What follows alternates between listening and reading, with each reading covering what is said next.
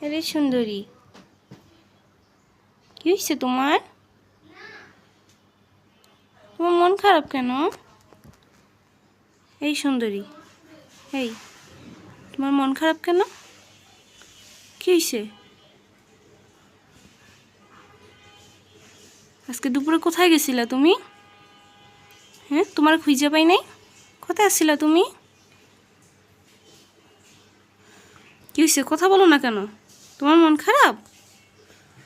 হ্যাঁ, এই কথা বলো না কেন?